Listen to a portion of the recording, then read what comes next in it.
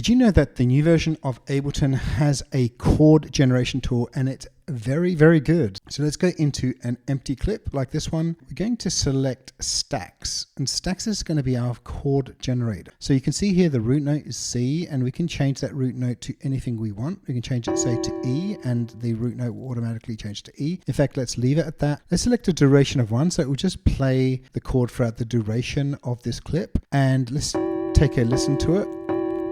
Sounds okay, but if you want to change it, just click up like that and you've got another chord. And if you want to add a second chord, you can add as many chords as we want like that. Okay, and then you can click generate, and then all those 4 chords will appear just like this. Now what we can do is select maybe a different root note for the second chord, and for the third chord we can select a different root chord.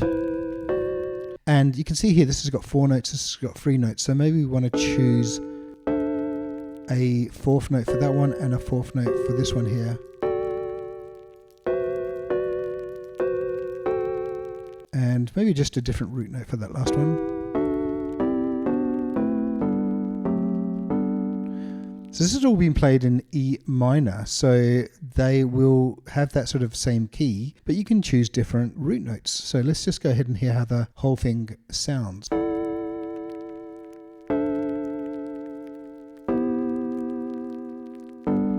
So you can see here it's kind of descending like that. So on the last one, why don't we increase the inversion to 1, so it will just invert 1, and we'll increase it to 2, and for this second last one we can also increase in the inversion there as well. Once we have the chords set up, and by the way, you can put any chords you want in there. It doesn't have to be these. You can even play your own chords, because then the next thing I'm going to show you is something called rhythm. Now, I like rhythm a lot because within the chords that you selected, it will play different patterns and steps. So let's choose some different patterns here. So you've got those new patterns appearing. Let's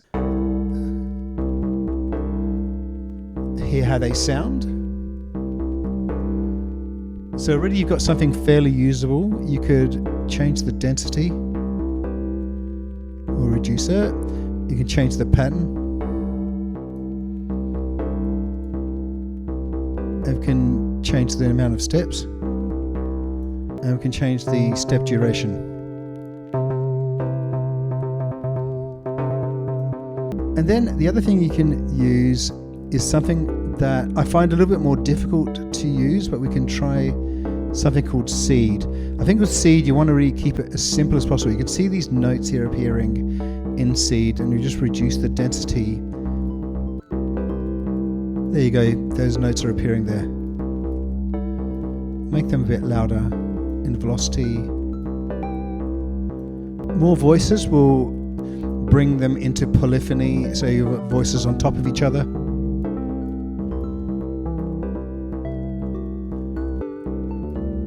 So you can see there is quite a lot of things you can do, and I really just have scratched the tip of the iceberg. If you want a thing that generates chords, there you go, you've got it. It's in Ableton Live 12. Catch you later.